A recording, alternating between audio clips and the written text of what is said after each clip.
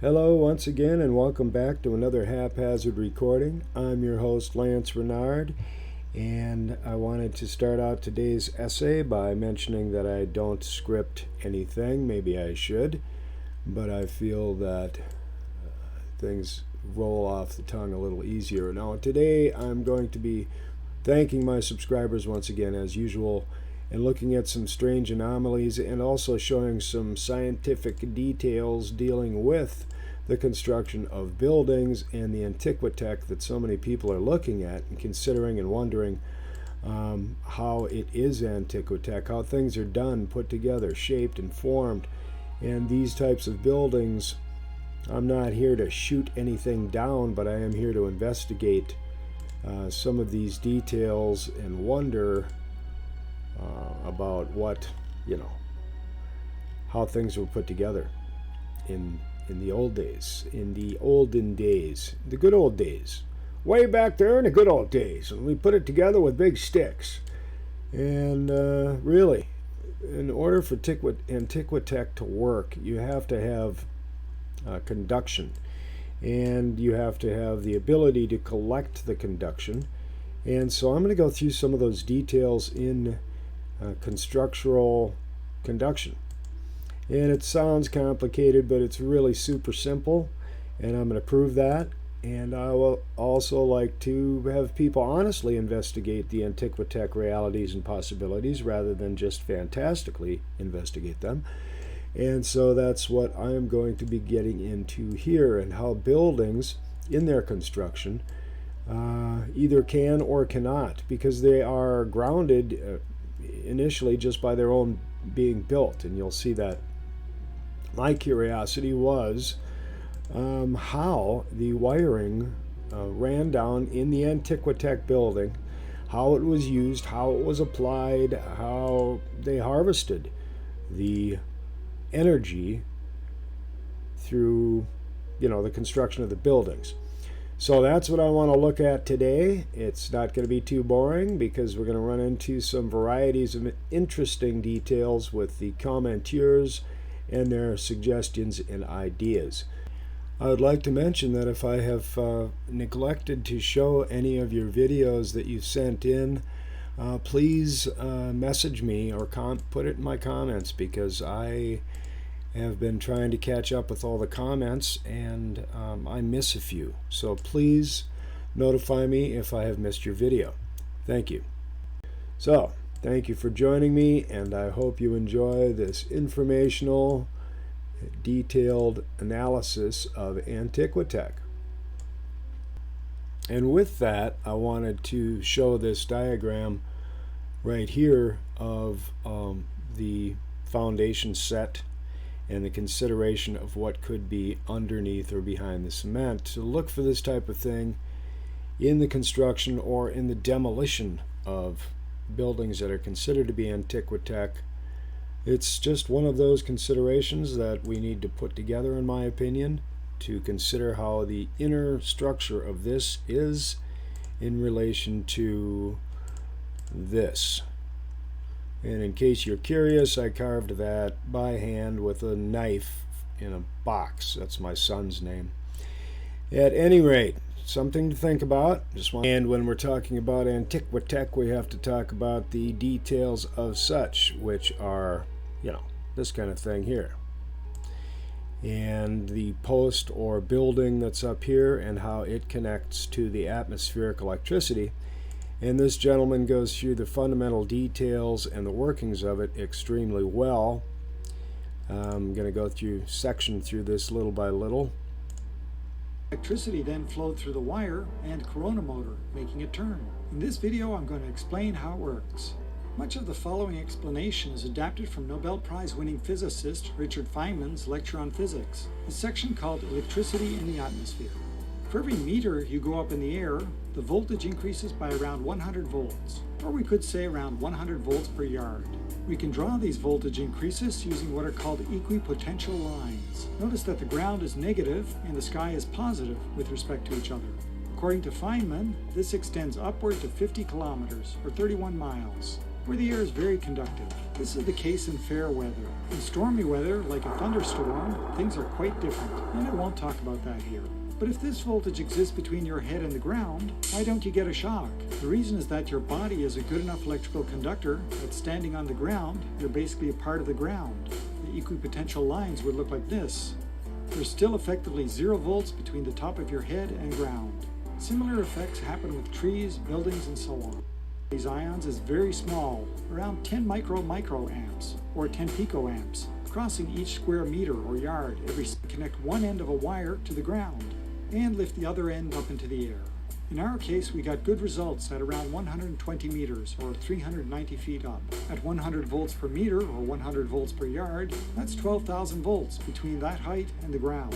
But, just as with you standing on the ground, the wire is an electrical conductor, and so is also at ground potential.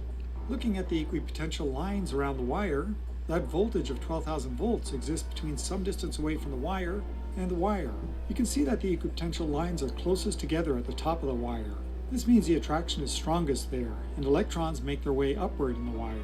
Let's look more closely at the top of the wire. We'd put 6 sharp points using sewing pins at the top of that wire, but for ease of illustration I'll draw just one. Notice that because of the sharp shape at the point, the charges are crowded together at that point. Remember also that there are positively charged ions in the air. An electric field exists between the negative charges on the wire and the positive charges in the air, and we can represent that electric field by drawing lines between pairs of opposite charges. Notice that the electric field lines are closer together near the point, meaning the electric field is stronger there. It's strong enough to remove the negative electrons from the sharp point, where they neutralize positive ions. But due to the voltage, there are fresh positive ions moving downward and fresh negative charges coming up from the wire. We now have electricity flowing through the wire. The electric current in that electricity is very weak though. We didn't measure it, but from my experience with electrostatics, I'd estimate it in the low microamps, or more likely even lower. That's not enough to turn an electromagnetic motor, one like you use in everyday life, but it is enough to turn an electrostatic motor, like this corona motor. The corona motor consists of a plastic cylinder surrounded by sharp-edged metal blades. Every second one of those blades is connected to the wire going up into the sky. That means that when the wire starts... Now you see the fundamental basics here that I was bringing up, or am bringing up, is the fact that you have one from the ground. If this is just one piece that went all the way from the ground all the way up, this corona motor interrupts the flow of the electricity, and so it's the interruption that actually catches it, and that's just the point. It's a very simple point. Plastic cylinder surrounded by sharp-edged metal blades. Every second one of those blades is connected to the wire going up into the sky. That means that when the wire starts conducting, those blades are now at whatever voltage the top of the wire is up in the sky, though opposite in polarity, positive. That's why you get a shock when you touch one of those wires. Negative charge is then pulled from the plastic cylinder through a gap between the edge of the blade and the point here is when you get the shock from touching it, that shock is coming directly from the atmosphere. Point. Touch one of those wires. Negative charge is then pulled from the plastic cylinder through a gap between the edge of the blade and the cylinder. That leaves the cylinder with the same charge. And since like charges repel, a repulsion occurs that rotates the cylinder. The next blade is connected to earth ground and becomes negatively charged. And since opposite charges attract, it attracts the charged area of the cylinder. It then neutralizes that charged area by taking electrons from the ground. And that's how atmospheric electricity can power an electrostatic motor like a corona motor. And so basically you've got wires coming off both sides, just as he said. One has the positive connected upward, and one has the ground connected downward. And it is through this basic fundamental detail that I'm looking at Antiquatech and how buildings could have been put together, what could have been inside the building to generate or harvest in what ways, and yeah, and the curiosity of whether or not there was any kind of wireless pickup from things in order to have balls outside and such. So, wanted to show you that. And I wanted to take a quick minute to go through some of my subscribers' comments and just give a brief preview of different comments. And let's see here. Krista McGowan from Darko Cellar Doors says, thank you for the video. Been thinking Antarctica looks like a brain complete with brainstem for a while now. I've found this skull that goes in Africa. Oh, okay. The skull that it goes in is Africa. Gotcha. I'll have to check that out. Okay, so let's pop on in there real quick. Take a look at Africa. And there's Africa seen as a skull. And zooming in closer, you see this stretch coming through here of terrain, as it were. And that would be a spinal column? Yeah. Okay. Or the shifting of the nature to have dropped down this way. See, this would be a neck area. Right here. Well, very interesting. And then the separations from distance. If I look at a skull this way and see the column coming here. Fascinating, Captain. So yeah, looking at things in a different view with a different light, even zooming in to look for different footprints. But a lot, when you come in here, you find a lot of different areas that have mining and lake creation areas and man-made. See, this has got right angles. That's not what we consider to be a natural form in our strange little universes, in my opinion. Call me crazy. All right. Well, thanks again, Kristen, for that, and get back to some more. Who knew? This settles it for me. Everything is fake. I mean, what are the odds? And as always, fantastic video. Well, thank you. I've been trying to get my video production experience up. I just started about a month and a half ago, and so I'm pretty rough. Please go and look at South America now. You will see the other half of Africa's skull. Mind blown. I'm now looking at body parts, finding their appropriate land masses, and that is cool. It is by these investigations. I give that a thumbs up and a love. Thanks, Christy. And yeah, it's by our investigations and curiosities that we are able to glean some knowledge, at least. I'm in a mining town, apparently. I walk my dog on dead mud giants. Creeps me out a bit. Yeah, it is kind of creepy, but you know, it's just something we're investigating. And watch mud fossil you, and the blood oozes out blood, guts, and bone. I get it. Yeah, and this is kind of cool. Walk on dead giants. Yeah, well, seem to walk on dead giants. And thanks, B Cubed. Always appreciate the comments. And right, John Hanson, Dave McGowan, looking out of the mountain air voice is something everyone should know about. I enjoy your videos so much. Thanks for sharing. What set of Harleys do you like? I like the V-twins. Yeah. So right. Thanks for the compliment. I was just, yeah, I am into Harleys, but I photographed them for many years. For many years, I worked with Harley owners. And I don't own one. I'm not honored enough, and I don't deserve it. Okay, MCAT1 was wondering if you use a mirror thing. It's very helpful. Yeah, there are a whole bunch of them, and I'm not quite sure which one, but the actual mirror, yeah, I should probably use that a little bit more. Shanti lives. Tried telling them music talks to us, like the sounds of silence written on the subway walls and the tenement halls are the thick as a brick. Well, I really won't back down. No, and you shouldn't back down. Hear, hear, cheers. Tom Petty, yeah, I won't back down either. But I am being pushed to by all sides in doing these productions. The petrified heart he's holding, I believe, is due to a high silica content. This is from White Tiger. Our bodies are supposed to be high in silica, but due to our haphazard fertilization of our food, we no longer have the amount of silica in our systems as we should. Silica is needed for proper amounts of collagen to form. And yeah, White Tiger comes up with some fascinating information. And I always like to look into my subscribers' comments, and he talks about diatomaceous earth. which I've used for years for different reasons, and he eats the edible form of diatomaceous earth. If you want to look into diatomaceous, it is some fantastic stuff, and I've always kept a container for years. I put down here that I keep a container sprinkled around, because if any kind of insect crawls through it, they're going to suffocate, just due to the nature of this stuff, the cooked earth, as it were. And so, yeah, these are a couple of the comments that I wanted to go through. I've got more here that are great comments, but I want to get back into the issues. Thanks, gang, for sending your comments in, for liking and subscribing, and yeah, just wanted to give you some thanks. Appreciate that.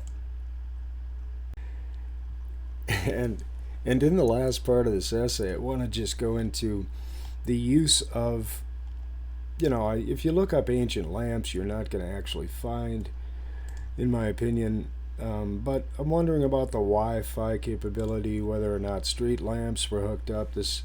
Here's a late night in medieval city. Medieval. Okay. And, we're given to believe that this was, one of the earliest forms of light, and that, we carried it around with us or stuck it on the walls with this oil. Yeah. So, yeah, that's a believable scenario, but whether or not these were hooked up in dungeons with some other form of illumination that was evident is one of my curiosities. I've never gone through a dungeon before and looked at the details of it, but were these available at one point in time and then taken out? So that's got to be a part of the curiosity. Why balls were called balls was because of the balls of light that they had. And so, yeah, just thinking about how far into this you can go and actually stick to the proof, the evidence, the actual realities of it. And so this is a lot about looking at ancient architecture and the formations of the architecture, and that's interesting. Looks like a big piggy bank, the coin slot right there. The big coin. Giants made it as a piggy bank. However, yeah, I do like to joke around about stuff, but the creation, the way that they were created, this is amazing work in architecture. And there's so much that is inexplicable to us. There's no way we could recreate it today. This is totally intense and amazing.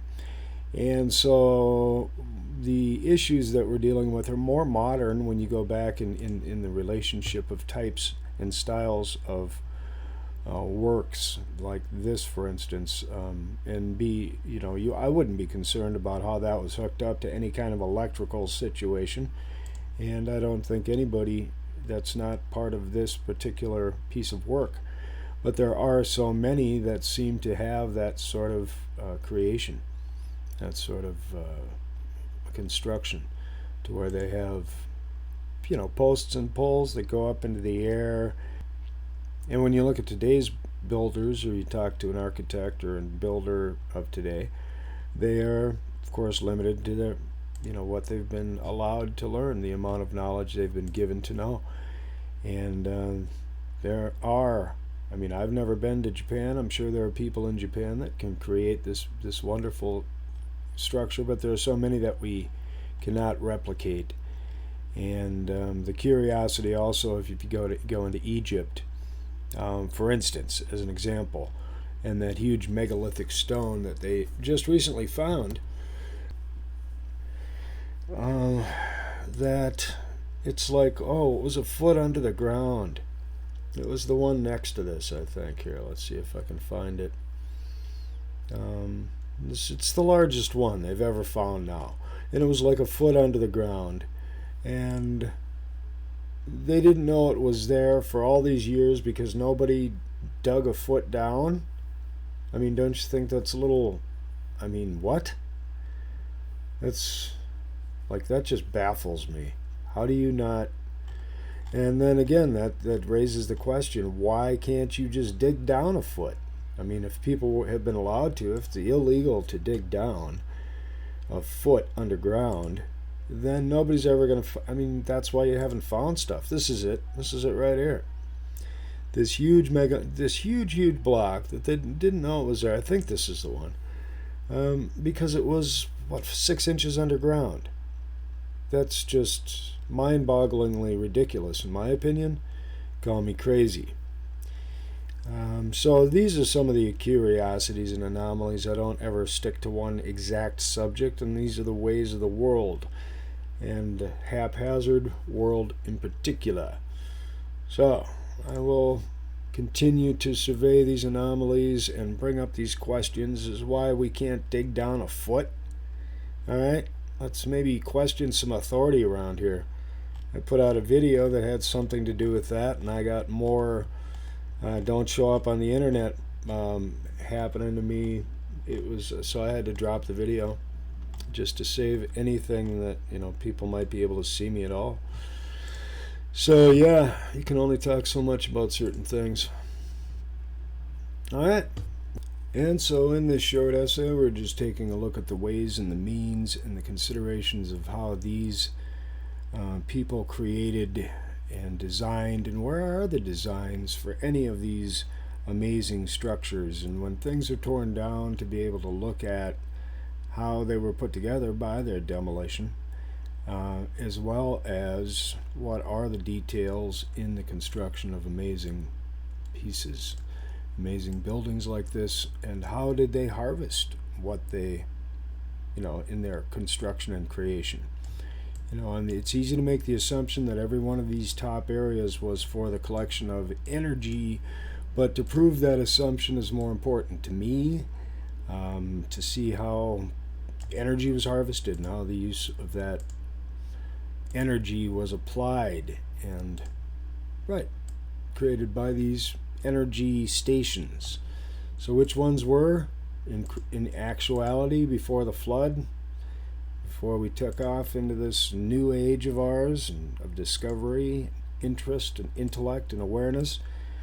So let's keep investigating those things. This is my quest, this is my goal, and these are my reasons. Well, to get an idea of my quest and goals, like, comment, and subscribe, and I will return with more interesting and all things are related information, that we are all connected and unified in some way.